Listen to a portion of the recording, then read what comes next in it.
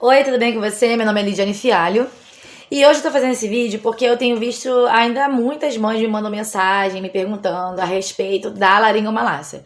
Meu filho vai fazer 5 anos em maio, né? E eu tive aí essa questão, esse probleminha quando ele nasceu. Eu tô fazendo esse segundo vídeo pra poder estar falando mais um pouco de como foi a minha experiência, tá bom?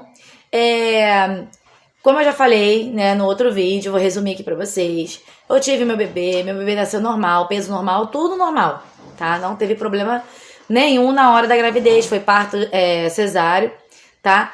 Só que o que aconteceu? Quando ele nasceu, ele apresentou uma dificuldade respiratória, mas é muito comum uma criança, quando nasce, ela apresentar aí essa dificuldade, às vezes, respiratória por conta da água do parto, tá bom? A criança, ela ingere a água do parto, entope o narizinho e tal. Então ali o pediatra, o enfermeiro vai lá e faz a aspiração, aí tira a água do parto e fica tudo certo.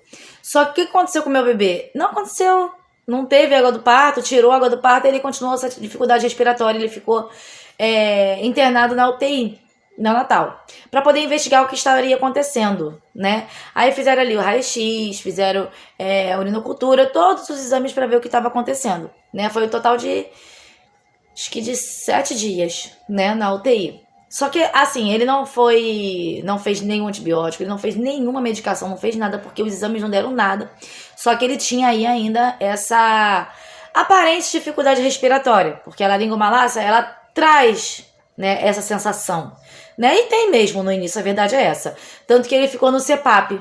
O CPAP é um oxigênio muito, muito forte, né? Geralmente eles tentam colocar aí o CPAP para poder não entubar, né, o paciente. Então ele ficou ali no CPAP, né? Quem for aí da área de fisioterapia, enfermagem, medicina vai entender, né? Então ele não chegou a ser entubado, mas ele ficou ali no CPAP, tá? Muito assim, lavagem nasal, aquela coisa toda. E ele, inclusive, ele se alimentava por sonda, porque ele ficava tão cansado que a alimentação dele era por sonda. Então eu tirava o leite, eu tive alta eu tive a minha alta aí 2 dias depois, né, lá do alojamento conjunto, e acabei ficando com ele na UTI os outros 5 dias que restaram, né? Então, assim, ele ficou no CPAP, aí quando ele começou a apresentar uma facilidade maior para poder respirar, ele ficou no oxigênio, né, no óculos ali de O2, né, no oxigênio direitinho, e fazendo alimentação por via sonda, tá? Eu tirava o leite, ia lá e fazia essa alimentação por via sonda, né? E acabou que não teve nada no pulmão, não teve nada, até então não tinha diagnóstico ainda, tá bom? E ele nasceu em maio, né, tempo frio, então vocês vão entender porque eu tô falando isso.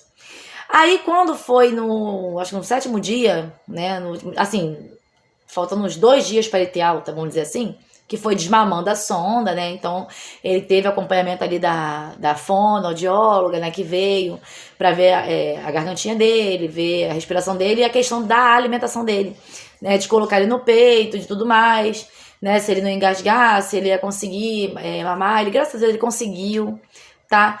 E aí tivemos alta, com tudo dele, os exames, tudo direitinho, até o teste do pezinho, inclusive, ele fez lá também, tá? Mas quando a gente veio para casa, né, ele continuou fazendo esse ruído chamado de sibilo, né, ao respirar. A intercostais dele e aqui o externo dele, que é esse ossinho aqui, ele afundava e voltava. Algumas mães falam do pescocinho, né, aqui da traqueia também, afundava e voltava quando ele respirava, fazia aí esse barulhinho, né, que é chamado de sibilo, né, na área da saúde. E essas questões foram se, assim, perdurando até o dia em que teve o diagnóstico, né? Eu tive essa questão de o que tá acontecendo, né? Parece que ele tá sem respirar, mas ao mesmo tempo ele consegue até respirar de chupeta. Então não é dificuldade respiratória, mas aparentemente a laringomalácia, ela dá essa sensação, né? Mas até você descobrir o que é, vai pra emergência, volta, sabe? Ele tinha dificuldade respiratória, aí eu ia pra emergência, aí os médicos já achavam que era uma pneumonia, que era alguma coisa, fazia raio-x, exame de sangue, não dava nada. Até que teve um dia que eu fui numa emergência, né, de um hospital, e eu fiquei a noite inteira naquele hospital, a noite inteira, fazendo nebulização nele. Era nebulização com Pulmicort, adrenalina, Berotec, Atrovente, fez raio-x, fez um monte de coisa, lavagem, né, nariz. Foi aí que eu aprendi, né, com a pediatra, fazer a lavagem do nariz com 10 ml, Só que eu confesso que eu fazia com 5, eu não tinha coragem de fazer com 10. Mas pra até sair do outro lado, né? Aí saía aquela gosminha e tal. Mas não era resfriado, pneumonia, não era nada. Era só essa questão mesmo respiratória por causa da laringomalácia, mas eu não sabia, né? Então, essa médica ficou ali uns 40 minutos, essa pediatra ficou com meu filho. Fazia um monte de pergunta, eu escutava ele, pulmão, tudo. E fez aquele exame físico nele e as perguntas pra mim. Um monte de perguntas, eu fui respondendo.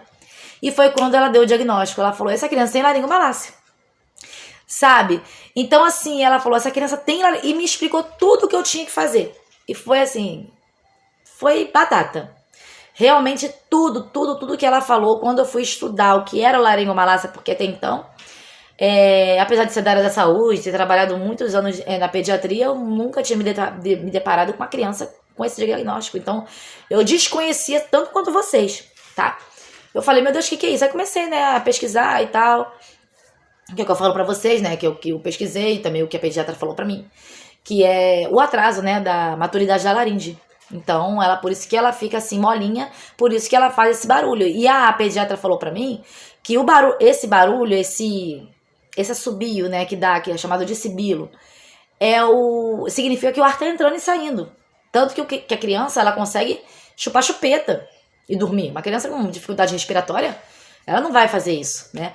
Mas é uma criança que, principalmente, né, quando tá frio, tende a qualquer resfriadozinho, qualquer coriza, entope mesmo o nariz, entope tudo. Então, assim, tem que ter muito cuidado, né? Até a criança crescer um pouquinho. Aí eu já falo por experiência minha, Lidiane, né? Até o Ricardo completar de 4 para 5 meses, eu não dormia direito. Tem que dormir com a cabecinha elevada, eu botava um ângulo de 45 graus mais ou menos para ele dormir. Na hora de mamar, muito cuidado, tanto no peito quanto no complemento, porque engasga à toa sim. Qualquer resfriadozinho, ele nasceu em maio, né? Então veio junho, julho, agosto, frio. Então, assim, qualquer coisa eu tava na Semeru, na época, né? Aí eu ia, aí quando os médicos, eu passava pelos médicos, mãezinha, isso é muito importante. Quando você recebeu o diagnóstico da laringomalácia, passa pro médico.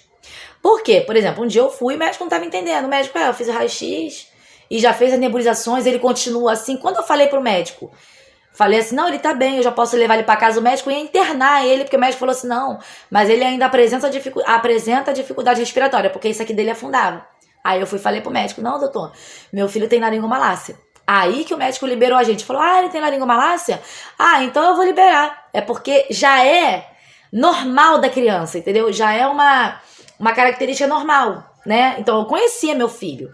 Eu sabia que ali ele já estava bem, que essa questão do barulhinho, essa questão de afundar isso aqui dele um pouquinho, já era da laringomalácia, já era dele, entendeu? Esse ronco já era dele. Então o médico ouviu e falou, não, o exame de sangue dele tá normal, a raio-x dele tá normal, e se ele tem laringomalácia, esse é o normal dele. Eu falei, não, doutor, meu filho tá normal, ele é assim em casa. Até porque, gente, assim, eu levava na emergência em caso realmente de emergência. Por quê? Porque eu aprendi a lavar o nariz direito. Gente, até então, né, nos outros 2 filhos meus, eu lavava o nariz com seringa de 1 ml. Gente, criança assim, até a criança que não tem laringomalácia, né? Se a criança estiver muito congestionada, a lavagem do nariz é a criança sentada, porque o médico me ensinou, né? Que se deitar, eles têm sensação de sufocamento, né? De estar sendo afogado. Então eu falava pra criança sentadinha, virada pra frente, e pegar 10 ml, eu fazia com 5, né? Que era o suficiente pra voltar. Então você espirra o soro fisiológico e ele sai do outro lado. Aí sai aquela gosminha, se tiver catarro sai também, entendeu? Pra poder a criança ficar realmente, né, desobstruir as narinas da criança. Então eu fazia também nebulização em casa. Só que assim, nunca faça nebulização, gente. A única nebulização que a gente faz em casa, assim, que a gente pode fazer em casa é com soro fisiológico. Mas se for Berotec, Atrovente ou Pumicorte, tem que ser por prescrição médica, tá? Com orientação médica. Então, eu tinha tudo isso em casa, menos a adrenalina, entendeu? E a acetilcisteína também. Então, às vezes eu ia pro hospital porque eu sabia que eles iam acabar fazendo uma nebulização de adrenalina ou com acetilcisteína, coisa que eu não tinha em casa e óbvio que eu não ia fazer em casa. Em casa eu só fazia por prescrição médica e era com Pumicorte ou com Atrovente Berotec, entendeu? Então eu fazia nebulização em casa, eu lavava nariz em casa, então não era sempre também que eu tava na emergência, não. Tá bom? Só em caso extremo mesmo. Então, assim, se você tiver esses cuidados, não deixar teu filho pegar frio, né, friagem, deixar ele sempre sentadinho, né, não evitar, né, mas se acontecer realmente que você vê que a boquinha tá ficando roxinha, que ele tá ficando realmente com dificuldade respiratória, corre pra emergência, tá bom? Você lavou o nariz, já fez o que o médico mandou fazer, nebulização, e não teve jeito, corre pra emergência, que é o melhor caminho, tá bom? Então, gente, foi isso que aconteceu. Então, assim, tem gente que me pergunta se eu fiz o exame laringoscopia, se eu fiz algum exame, um outro exame que eu esqueci o nome. Fica me perguntando, não, meu exame foi isso, tá? Foi esse diagnóstico aí que a médica me deu. Foi muito bom, tá? Porque depois eu soube o que fazer com meu filho. Até hoje, né, ele não tem mais isso, óbvio, né? Mas ele ronca.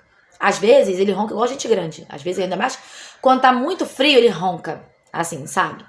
Então, gente, é isso. E outra, tá bom? Eu vou estar fazendo outro vídeo, porque esse mesmo bebê, né, meu filho, ele tá aí na eminência de ser laudado com autismo, tá, gente? Então, eu já levei no pediatra, 2 pediatras.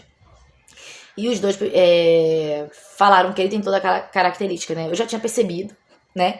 Mas eu levei no pediatra pro pediatra tá fazendo essa autoavaliação. Já levei na fonoaudióloga e na psicopedagoga.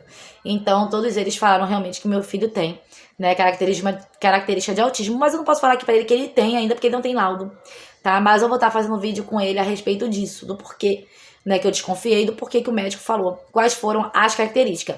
Por isso que eu tô falando pra vocês, gente, tem coisa que eu sei, por ser da área, eu sou técnica de enfermagem, trabalhei muitos anos, e inclusive na área de pediatria. Mas tem coisa, gente, que é o médico que falou pra mim. Então, assim, é um médico, a experiência minha. Por isso que eu falo pra vocês. Se vocês têm alguma dúvida, será que meu filho tem laringomalácia? Porque às vezes não tem, gente. Às vezes é só uma questão de um resfriado mesmo. Às vezes pode ser uma outra coisa, tá? Mas aí é o médico que dá o diagnóstico, tá bom? E a questão do autismo também, tá bom? É o médico que dá o diagnóstico, o laudo. Tá, gente? Então, se quiserem, pode continuar perguntando, fazendo as perguntas. Eu vou falar pra vocês sempre assim. O que eu fiz, que foi o que o médico passou pra mim. Tá bom? E eu, como mãe, o que eu fiz e deu certo. Tá bom? Sei que é uma situação muito complicada. Sei que é uma situação muito difícil, de triste, cansativa e preocupante. Tá? Mas o tempo vai passar. Quanto mais o tempo passa, mais o bebê vai melhorando. Se você teve seu bebê num tempo frio, daqui a pouco vai melhorar, vai vir o tempo, né, ele vai crescer e o tempo vai melhorar. Tiver um solzinho, bota ele pra pegar sol mesmo, solzinho. Deixa sempre assim, arejado, onde teu bebê for dormir, arejado, e não deixa ele sozinho, tá, gente? Eu, particularmente, negócio de deixar assim, berço, longe, eu não deixava. E muito cuidado na hora de alimentar. Tenha paciência mesmo, de pouquinho em pouquinho, pra não engasgar, porque é complicado nisso mesmo, tá? Mas vai dar tudo certo. Tá? Assim como deu certo pra mim e tá dando certo pra outras mães, vai dar certo pra você também, que acabou de assistir esse vídeo, tá bom? Um beijo pra você e até o próximo vídeo.